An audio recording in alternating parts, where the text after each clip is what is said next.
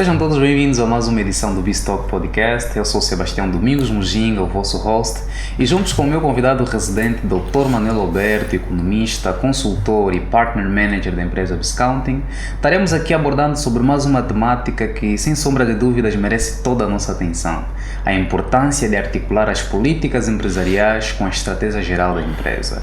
Portanto, numa época em que a economia tem sido instável, como o do nosso país, é importante que as empresas, sem sombra de dúvidas, continuem a articular as demais políticas que elas possuem, de modo a garantir a sustentabilidade e, de certa forma, o desenvolvimento e crescimento das suas empresas. Então estaremos aqui abordando que políticas são essas e como é que, de certa forma, as implicações que essas articulações podem ter nas empresas e no seu desenvolvimento. Então, estaremos aqui abordando de uma forma mais profunda com o Dr. Alberto e indo diretamente para a raiz da pergunta.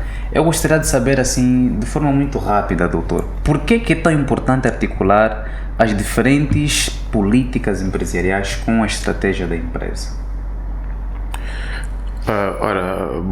Boa noite ou bom dia, mais uma vez, de acordo com a hora que tivemos a ser assistido.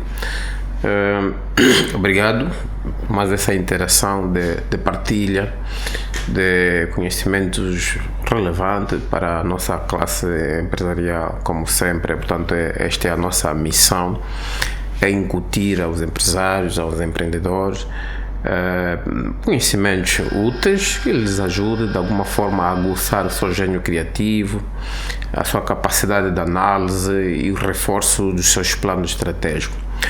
Indo à sua pergunta, Sebastião, eu devo dizer-lhe o seguinte: primeiro temos que entender o que é este conceito de política empresarial. O que é esta semântica política empresarial? O que é?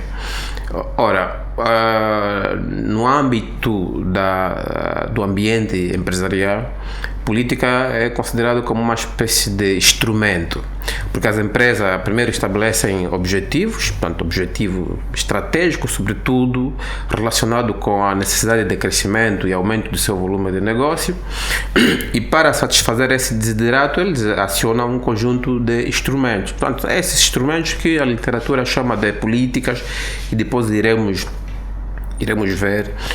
articular em termos teórico ou conceitual das diferentes políticas que existem, não é? Portanto, a articulação das políticas empresariais com a estratégia, ela é fundamental para assegurar, primeiro, a coerência na tomada de decisões, não é? E, segundo, ela assegura a eficácia na execução, não é? Portanto, cada política influencia as demais. Portanto, essas políticas empresariais não são acionadas de forma isolada, tem que haver uma articulação. Portanto, há necessidade de alinhar as políticas com a estratégia e ajuda também as empresas a maximizar, digamos assim, a sua capacidade de resposta, não é? Num ambiente de negócio volátil, o que assegura a promoção da resiliência e do processo de adaptabilidade em função das mutações do mercado. Portanto, doutor, vezes sem conta, fala aqui de diferentes políticas diversas. Doutor, poderia aqui nos explicar quais são os principais tipos de políticas que nós podemos considerar? Olha, existe uma diversidade de políticas que os empresários podem acionar para a implementação das suas estratégias. Primeiro, temos a política de investimento, não é? Portanto, o que é política de investimento? É a empresa escolher a forma como ela quer crescer. Portanto, nós, quando falamos dos planos, dos objetivos empresariais, dissemos que um dos objetivos principais são objetivos estratégicos, depois tem objetivos operacional, desenvolvimento de recursos humanos, etc., né? Mas os objetivos mais importante é aquela que visa assegurar o crescimento da empresa. E qual é o instrumento que a empresa usa para garantir esse crescimento? É através da política de investimento. Portanto, a política de investimento é, digamos assim, a mais importante, porque ela é que assegura a sustentabilidade, a expansão do volume de negócio da empresa. Depois tem uma política de financiamento. Portanto, veja que há aqui uma articulação entre investimento e financiamento. Portanto, se a empresa vai investir, portanto, vai adotar uma política de investimento, tem que ter um outro instrumento que suporta este investimento. Então é a política de financiamento. O que é a política de financiamento? É a estratégia que a empresa adota para mobilizar capital, né, para concretizar os seus objetivos de investimento. Depois temos a política comercial, que tem a ver com a forma como a empresa estabelece os preços, como vende, se vende a crédito ou a pronto pagamento. Depois tem uma política de dividendo. Ora, a empresa, no exercício das suas atividades, gera lucro, não é? Depois ele tem que ter uma escolha de como é que ele vai alocar esse lucro, se vai repartir aos acionistas, aos sócios, ou se vai reinvestir na empresa. Portanto, tudo isso é uma opção, são instrumentos que a literatura designa de política empresarial. Portanto, temos política de investimento, política financeira, ou política de financiamento, temos a política comercial, né, que tem a ver com a estratégia de distribuição, etc. Tem muitas outros aspectos que depois iremos desenvolver, e depois a política de dividendo. Portanto, essas quatro constituem de alguma forma a ossatura daquilo que são os instrumentos de execução das estratégias de uma empresa. Portanto, o doutor aqui fala de essencialmente quatro políticas empresariais, mas durante a sua abordagem o doutor faz aqui a questão de mencionar que a política de investimento é a mais importante. Doutor, poderia aqui nos explicar qual é a relação que existe entre a política de investimento com as demais políticas empresariais? Olha, a política de investimento, diria, é a espinha dorsal de qualquer estratégia empresarial, pois ela determina onde e como a empresa irá alocar os seus recursos, não é? Uma decisão de investimento deve ser integrada, como é óbvio, tal como eu fiz referência no início da minha exposição. A política de investimento tem que ter sempre uma correlação com a política financeira, né? Porque é ela que vai, de alguma forma, assegurar que o financiamento seja sustentável. Portanto, aqui já estamos a entrar em campos da sustentabilidade, da autossuficiência da empresa. E também tem que haver um alinhamento entre a política de investimento versus a política financeira e a política comercial, não é? Para garantir que os investimentos que estão a ser feitos ou que vão ser feitos estejam alinhados com as necessidades do mercado e com as expectativas dos consumidores. E pronto, doutor, falamos aqui dessa necessidade de articular as diversas políticas, e nesse caso em particular estamos aqui já a notificar a necessidade de articularmos esses quatro tipos de políticas que o doutor fez menção. E assim, de forma muito genérica, doutor, que implicações a falta de articulação entre essas políticas pode ter? Olha, a falta de articulação pode resultar primeiro em tomada de decisões descoordenadas que não refletem a realidade do mercado, okay? O que pode levar a desperdício de recursos e a má alocação do capital. E em última instância, portanto, isso acaba por comprometer a competitividade da empresa e a sustentabilidade, portanto, o que pode ameaçar a própria sobrevivência da empresa, assim, de forma geral. Portanto, a incapacidade da empresa a articular as diversas políticas para assegurar a sustentabilidade do negócio, ela pode ter como consequência a sobrevivência da própria empresa no mercado. Portanto, é extremamente importante articular os diversos instrumentos que a empresa precisa acionar para a concretização dos seus objetivos. Pois, então isso obviamente nos leva a concluir e mais uma vez a perceber tão importante necessidade de nós podermos articular as políticas empresariais, os empresários em particular, poderem articular essas políticas empresariais com aquilo que são as suas estratégias. Mas a questão que se calhar se levanta aqui agora é como? Como é que as empresas podem integrar essas políticas em suas estratégias de forma eficaz? Ora, primeiro, as empresas precisam fazer análises regulares e sistemáticas que consideram as condições do mercado e das especificidades do negócio. Primeiro, a empresa precisa conhecer, de facto, o escopo do seu negócio e acompanhar as mutações do mercado. Portanto, aqui, se lembra, na nossa conversa anterior, falamos da necessidade das empresas terem uma espécie de uma área de vigilância do mercado. Isso é extremamente importante porque isso depois permite colher informações em função dessas mutações do mercado que vão fazer com que a empresa identifique qual é o melhor instrumento em função do contexto, em função das alterações que estejam a ocorrer no mercado. Sobretudo, estamos a falar aqui essencialmente das variáveis macroeconômicas, não é?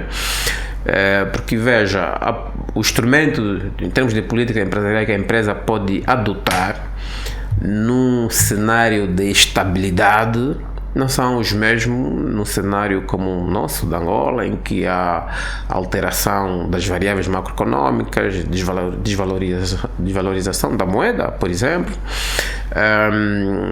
alteração dos preços, inflação, não é?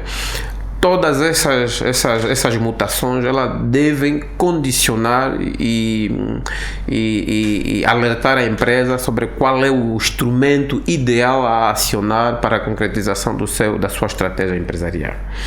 Depois, outro aspecto que normalmente é prática para as empresas mais estruturadas, mais organizadas, é a necessidade de promover reuniões interdepartamentais. Portanto, nós sabemos que as empresas estão estruturadas por áreas, tipo área de produção, área comercial, área de marketing, área financeira, né? No mercado como o nosso, no âmbito da escolha de um instrumento para a concretização dos nossos objetivos de forma mais assertiva, é necessário que haja articulação entre essas diversas áreas, entre esses diversos departamentos que constituem a empresa, aqui já dentro de uma visão sistemática, ou seja, uma visão sistêmica, assim que está certo. A articulação dessas áreas é essencial para, de alguma forma, promover ou assegurar a comunicação clara, interdepartamental, e uma execução coordenada de todas as ações que a empresa queira implementar com o objetivo de alcançar os seus objetivos. Pois é, isso mesmo, doutor. E, doutor, olhando agora para a política de dividendos, o doutor falava aí dessa política que consiste basicamente em dividir os lucros com os acionistas da mesma empresa. Doutor, poderia dar um exemplo de como é que a política de dividendos pode impactar a estratégia empresarial? Olha, a política de dividendo é o quê? É, digamos assim, opções que a empresa adota sobre o destino a dar ao lucro, ok? Então, a empresa apura, do ponto de vista contabilístico, aquilo que se chama resultados líquidos, depois paga o imposto e tem, o resultado antes do imposto, depois de pagar o imposto tem o resultado líquido. Exatamente. Esse resultado líquido, aquilo que é a prática da gestão de negócio, significa que ela tem que ser distribuída aos investidores, aos acionistas, não é? Só que, em função primeiro da ambição que a empresa tem, em função do modelo de negócio, há necessidade aqui de adotar uma estratégia de como é que este lucro é alocado, não é? Então, o que acontece? uma distribuição excessiva de lucro, ela pode limitar o crescimento da empresa, né? Porque parte do princípio que esse dinheiro fica disponível para a empresa financiar a sua expansão, né? E veja que há aqui uma relação intrínseca entre a política de dividendo e a política financeira. O que é a política financeira? A política financeira ou de financiamento tem a ver com a estrutura do capital. Há empresas em que, dentro da estrutura do capital, ela tem 30%, por exemplo, do capital próprio e 70% do capital alheio. Ok? Mas há empresas que optam em ter 70% do capital próprio, 60% e o resto, uma menor parte do capital alheio. As opções de financiamento em termos de estrutura de capital, ela comunicam a política financeira que a empresa está a adotar, porque há empresas, em função da especificidade do seu setor, requerem ter um grau de autonomia financeira elevada, né? Para fazer face, digamos assim, todas aquelas manobras em termos de engenharia financeira, para a mobilização do capital. Quando surgem oportunidades imperdíveis no mercado, fica mais fácil mobilizar capital no mercado externo quando temos uma autonomia financeira superior, né? E este conceito, portanto, esta análise da política financeira tem uma relação direta com a política de dividendo. Quer dizer que uma empresa que privilegia distribuir seus dividendos, a princípio, ela não tem como acumular capital próprio, né? Aumentar o capital próprio e fazer com que absorva, né, dentro da sua estrutura de capital, tenha uma maior percentagem do capital próprio, o que concede aquilo que chamamos de solvabilidade, etc. É um indicador de saúde financeira, de uma boa saúde financeira por parte de uma empresa. Portanto, há que equilibrar entre distribuir uma boa parte e reter outra parte para reinvestir na empresa e aumentar a estrutura do capital próprio da empresa. Só que, por outro lado, quando a empresa distribui muito pouco, ela desestimula os investidores, né? Sobretudo aqui para aquelas empresas que estão cotadas em bolsas, chamado empresas de capital aberto. Okay. Quando ela tem uma política de distribuição de dividendo conservador, isso pode inibir de alguma forma os investidores, né? Pronto. O que precisa reter aqui é que a política de dividendo depende muito do setor, das especificidades do setor em que a empresa atua e também da visão de longo prazo que a empresa tem em termos de ambições de expansão, do aumento do seu volume de negócio. Portanto, todos esses fatores são determinantes. Portanto, a política de dividendos acaba aparecendo a questão da taxa de juros, que é considerada como sendo o incentivador ou desincentivador do próprio investimento em si. Exatamente. Mas, doutor, olhando para aquilo que é a nossa realidade, o contexto econômico instável que o país vem vivendo, como é que esse contexto econômico instável influencia nessas decisões? Muito. Olha, em um ambiente instável, portanto, as empresas precisam ser especialmente ágeis e adaptativas, não é? O que significa que eles precisam ajustar constantemente os instrumentos, portanto, de política empresarial que eles usam, não é? Portanto, as políticas empresariais devem ser flexíveis, nesse caso, para responder rapidamente a mudanças econômicas e regulatórias também, não é? Portanto, é preciso fazer uma análise contínua do mercado, tal como já fiz referência, e a revisão periódica das políticas, né? Se a dado momento a empresa incidir a sua política mais na perspectiva da política de investimento, expandir-se, aumentar o seu portfólio de negócio, as alterações do mercado podem apelar à necessidade de adotar, às vezes, uma política mais prudencial, né? No sentido de conservar uma maior liquidez para a empresa ter uma almofada financeira, para fazer face, às vezes, a choques que podem ser fatal e tirar a empresa do mercado, né? Veja que a literatura financeira diz que o caixa é a alma do negócio. Há empresas que requerem, ou modelos de negócio que requerem uma certa almofada financeira, ok? Para fazer face a choques que às vezes ocorrem dentro do seu meio envolvente transacional, contexto em que a empresa atua.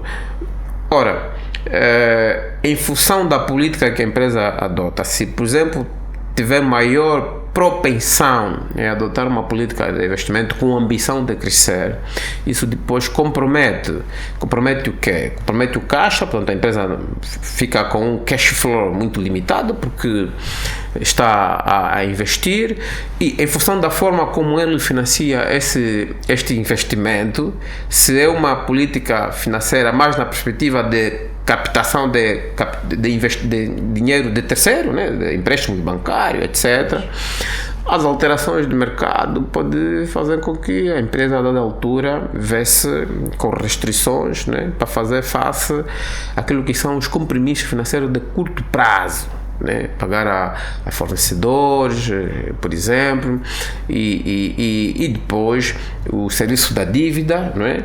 Uma alteração da taxa de juros em função da adoção de uma política monetária por parte do governo, por exemplo, que força alterar a taxa de juros, significa, se a empresa tiver a financiar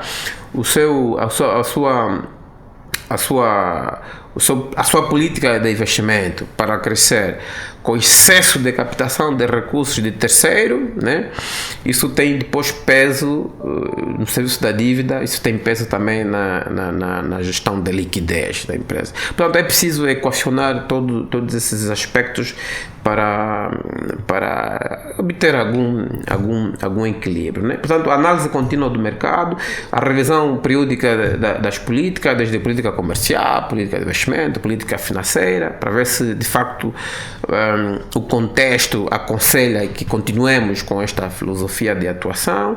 Portanto, todas essas são questões que podem se configurar como imperativas, né, para garantir que a empresa se mantenha competitiva e sustentável. E o doutor agora aqui fala dessa questão da análise do mercado. E gostaria sim de saber, né, qual é o papel que essa análise do mercado desempenha para aquela que é a articulação das políticas empresariais? Olha, as análises do mercado são cruciais, pois elas fornecem informações primeiro sobre tendências e as expectativas dos consumidores, né? Bem como sobre a concorrência. Okay? Portanto, todas essas informações que são recolhidas no mercado são fundamentais para a formulação de políticas, né? Portanto, as políticas são reformuláveis, elas não são estanques. Nós podemos, a dada altura, adotar uma política de investimento para crescer. Por exemplo, queremos crescer de forma horizontal, né? Significa, dentro do nosso core business, queremos aumentar a cota de mercado. Pronto. Mas também a empresa adota a chamada política de crescimento vertical, ou seja, fazer a chamada diversificação integrada. Uma empresa que atua no setor, por exemplo, de processamento de alimentos, né? É que ele compra alimentos de agricultores ou eventualmente importa. Se a dado momento ele tomar a decisão de ter as suas próprias fazendas para fornecer, portanto, o seu canal de processamento, a sua unidade industrial, por exemplo, ele está a fazer aqui um investimento, uma política de investimento vertical, chama-se integração a montante, né? Portanto, em vez de eu receber do agricultor ou do fazendeiro, eu próprio vou investir na minha fazenda, não é? Portanto, a análise do mercado permite, de alguma forma, identificar quais são a melhor opção de eu expandir o meu negócio, né? Se é mais crescer horizontalmente ou verticalmente. Portanto, a componente da vigilância do mercado é extremamente importante. Portanto, o que acontece é que a análise do mercado deve ser um processo permanente. A empresa não pode estar distraída, tem que estar vigilante, atento a todas as mutações que estejam a ocorrer no mercado, porque é isso que lhe permite fazer ajuste nas suas estratégias e nos instrumentos, já no âmbito das políticas empresariais que ele adota para a concretização dos seus objetivos de médio ou longo prazo. E pronto, para terminar, doutor, quais são os conselhos que o doutor deixa para as empresas que desejam articular as suas políticas? O doutor aqui, durante a sua explanação, fez menção de 4 políticas, essencialmente a política de investimento, a política de financiamento, a política comercial e a política de dividendos. Então, qual é o conselho que o doutor deixa para esses empresários que gostariam de articular essas políticas com a sua estratégia de forma eficaz? Olha, as empresas precisam adotar uma abordagem holística ao desenvolverem as suas políticas, não é? É essencial que haja primeiro uma comunicação clara entre as diversas áreas. Tem que haver essa articulação entre as diversas áreas, sobretudo aquelas empresas que estão bem estruturadas, têm uma estrutura organizacional, funcional, ok? E com algum nível de, digamos assim, autonomia em termos de ação. Portanto, temos uma área financeira bem organizada, temos uma área de produção, área comercial, área de marketing, área de gestão de recursos humanos. Portanto, a empresa está estruturada, todas as áreas, cada um, portanto, faz o seu trabalho, mas com um objetivo, né, comum, que é de levar a empresa para frente, não é? Portanto, num cenário adverso como o nosso, apela-se à necessidade de promover uma maior articulação entre as áreas. Portanto, as áreas não podem atuar de forma isolada, tem que haver essa articulação.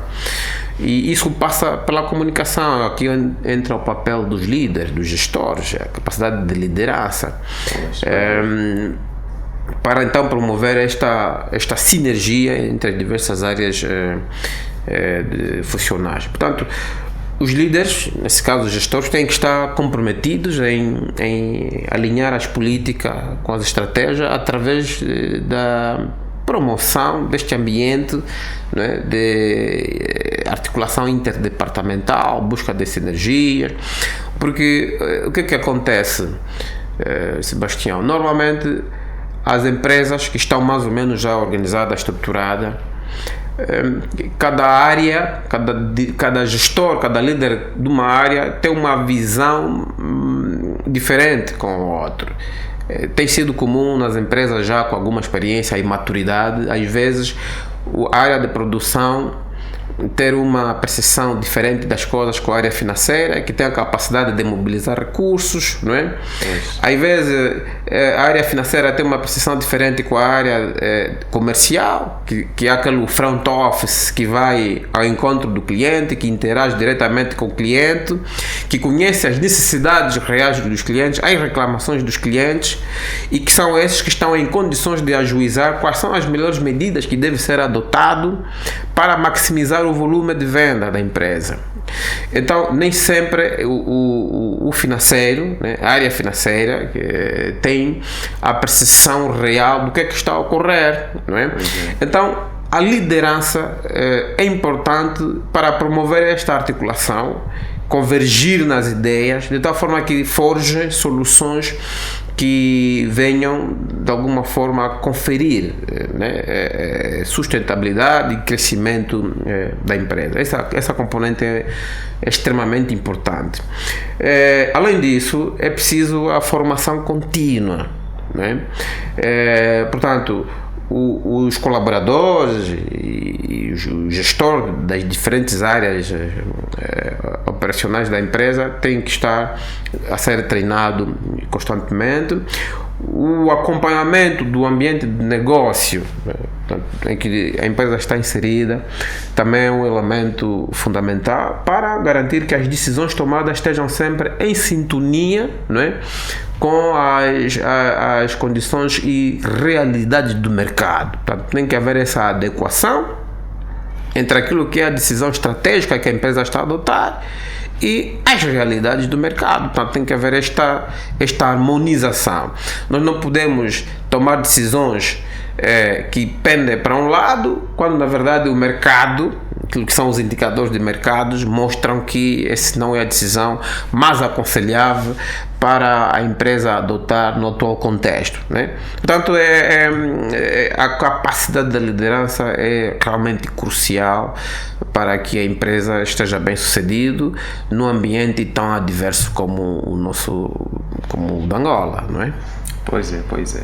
E nós acreditamos que com esses conselhos deixados pelo Dr. Manuel, conseguiremos sim ter empresários que poderão, de forma objetiva, de forma eficaz acima de tudo, conseguirem articular essas políticas empresariais com aquilo que são as principais estratégias que as empresas têm. Portanto, muito obrigado, Dr. Manuel, mais uma vez por essa predisposição, pela disponibilidade em aparecer aos nossos estúdios.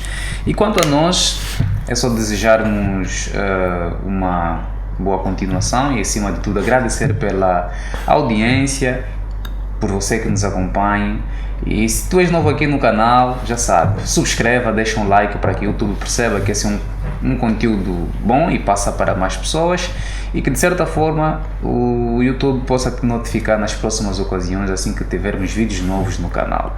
Estaremos de volta daqui a 7 dias, mas até lá já sabe, let's talk about business. Até já.